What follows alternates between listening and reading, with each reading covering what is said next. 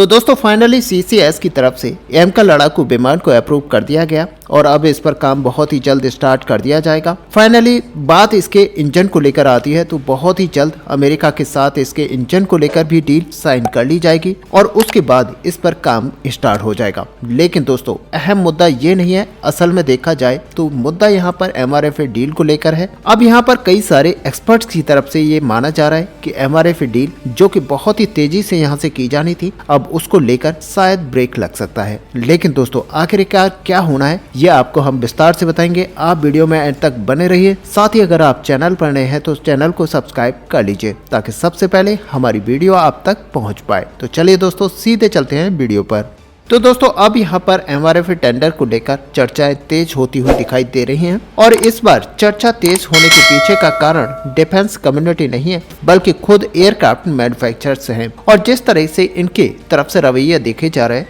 वहाँ पर ये इशारा करता है कि मिनिस्ट्री ऑफ डिफेंस में अंदरूनी तौर पर कुछ न कुछ यहाँ पर जरूर चल रहा है। और हाल ही में जो साफ के टॉप ऑफिसर्स हैं इंडिया के अंदर, इन्होंने मीडिया से बात करते हुए ये कहा है कि MRFA टेंडर को लेकर साफ पहले से ज्यादा कॉन्फिडेंट है और ऐसे में माना ये जा रहा है कि साफ ग्रुप जो कि 100% FDI के तहत भारत के अंदर फैक्ट्री लगाकर इस फाइटर जेट को बनाकर तैयार करने के लिए तैयार है और वो भी बिना किसी भागीदारी के, यानी कि भारत के अंदर से किसी भी पार्टनर को नहीं लिया जाएगा बल्कि 100% साफ ग्रुप की तरफ से इस पर काम किया जाएगा और पूरी तरह से टेक्नोलॉजी को ट्रांसफर किया जाएगा। और अब यहाँ पर उनका कहना है कि भारत के साथ हम लगातार संपर्क में हैं और MRFA में एक प्रबल दावेदार के रूप में हमें देखा जा रहा है। और ऐसे में दोस्तों आपको बता दें कि जैसा हमने एक वीडियो में बताया था कि साफ ग्रुप यहाँ पर रिजल्ट्स यानी कि चुनाव के रिजल्ट्स के ऊपर डिपेंड करता है और चुनाव के रिजल्ट के तुरंत बाद में माना ये जा रहा है उसकी तरफ से कि साफ ग्रुप को ये फाइनल ऑर्डर मिल सकता है। और दोस्तों कई सारे एक्सपर्ट्स की तरफ से ये अंदाज लगाया जा रहा है कि भारतीय सरकार का जो अगला कदम होगा वो MRFA टेंडर को लेकर होगा।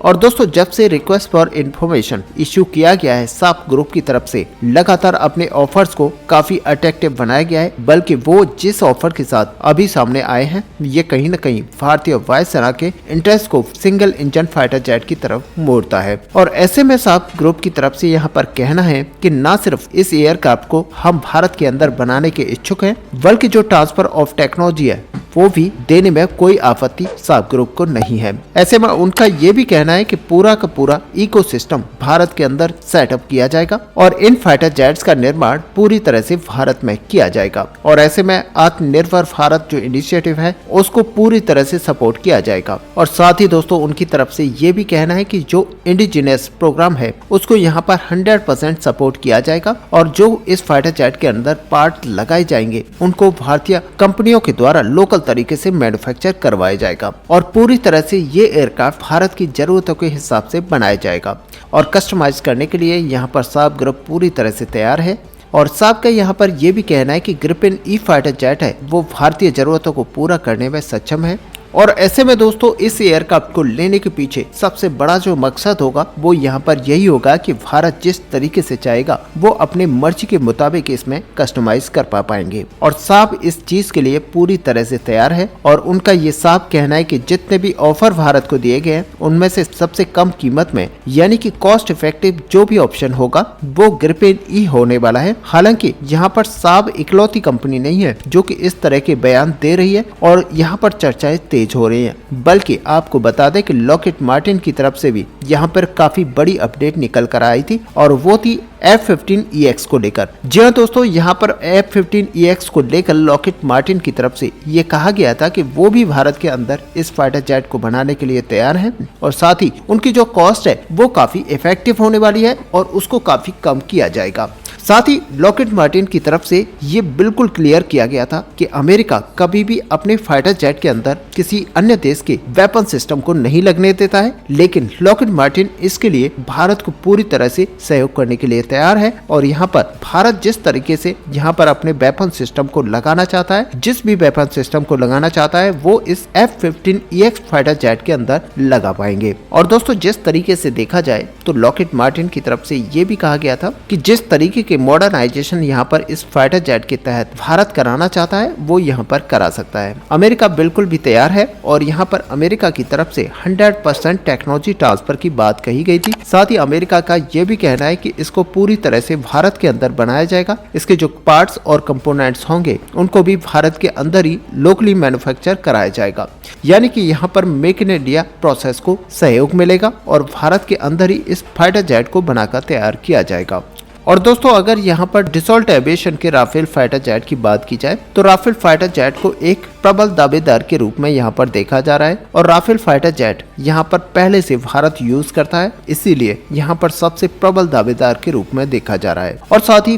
फ्रांस की तरफ से ये ऑप्शन भारत को दिया गया है कि इसको भारत के अंदर बनाया जाएगा, साथ ही इसकी जो टेक्नोलॉजी होगी वो भी ट्रांसफर की जाएगी और साथ में कई सारी और भी चीजें हैं जो कि भारत के अंदर ही की जानी है और पहले से भारत की कई कंपनियां इसके कई कंपोनेंट को बनाती हैं, ये भी एक बड़ी बात है। और इसी को लेकर भारत के अंदर पूरा इंफ्रास्ट्रक्चर यहाँ पर सेटअप किया जाएगा। साथ ही 36 की संख्या में भारत पहले से राफेल फाइटर जेट को यूज करता है। ये एक प्लस पॉइंट था जो कि राफेल फाइटर जेट की तरफ हमारी वायुसेना की इंटरेस्ट को जगाता है। हालांकि दोस्तों अगर सही मायने में देखा जाए कि हमारे जो एक्सपर्ट्स हैं वो यहाँ पर क्या बोलते हैं तो देखा जाए तो यहाँ पर F-15EX फाइटर जेट को हमारी वायुसेना की तरफ से प्रमोट किया जा रहा है और एक तरह से यहाँ पर राफेल फाइटर जेट जो इस पूरी डील में सबसे नंबर 1 पर बना हुआ था अब वो पिछड़ता हुआ दिखाई दे रहा है और उसकी जगह पर F-15EX फाइटर जेट इस पोजीशन को ले रहा है। और ऐसे में बताया ये जा रहा है कि अगर भारत इस फाइटर जेट को चुनता है और भारत के अंदर इसको लोकली बनाया जाता है तो सच माने कि एमका फाइटर जेट को भी इससे काफी सहयोग मिल सकता है। और ये बात हमारी वायुसेना की तरफ से भी की जा रही है जब यहाँ पर यह बताया जाता है कि F-15EX के अंदर भारत अपने वेपन सिस्टम को भी लगा पाएगा, साथ ही भारत इसकी टेक्नोलॉजी को यूज कर पाएगा और एमका प्रोग्राम को यहाँ पर थोड़ा सा सपोर्ट तो मिलेगा ही। और इसीलिए अब यहाँ पर कई सारे एक्सपर्ट्स का मानना है कि ये दावेदारी में अब नंबर 1 पर आ चुका है। और फाइनली दोस्तों अगर कुछ के नंबर्स में F-15EX फाइटर जेट को खरीदा भी जाता है तो ये भारत के लिए आई थिंक पॉजिटिव होगा। वैसे आपका अपना यहाँ पर क्या विचार है वो आप नीचे जरूर लिखिएगा, लेकिन फिर भी यहाँ पर राफेल फाइटर जेट जो कि 36 की संख्या में भारतीय वायुसेना यहाँ पर यूज करती है, साथ ही हमारी नौसेना भी इसको 26 की संख्या में लेने वाली है और ये डील ऑलमोस्ट हो चुकी है, तो इसके ऊपर भी काफी डिपेंडेंसी बढ़ती है। और जब यहाँ पर भारत ऑलरेडी एक बड़े इंफ्रास्ट्रक्चर को राफेल के रूप में यूज करता है तो उसके तहत यहाँ पर काफी दबाव होगा कि राफेल फाइटर जेट को एक्वायर किया जाए। अब दोस्तों देखना ये होगा कि हमारी जो CCS है या फिर हमारी गवर्नमेंट है वो यहाँ पर क्या डिसीजन लेती है, साथ ही हमारी वायुसेना के लिए यहाँ पर क्या बेटर रहता है और यहाँ पर वायुसेना कौन से फाइटर जेट के साथ जाती है। ऐसे में दोस्तों आप अपना व्यू हमें नीचे कमेंट पर जरूर लिखिएगा। साथ ही मिलते हैं नेक्स्ट वीडियो में, तब तक के लिए जय हिंद जय भारत।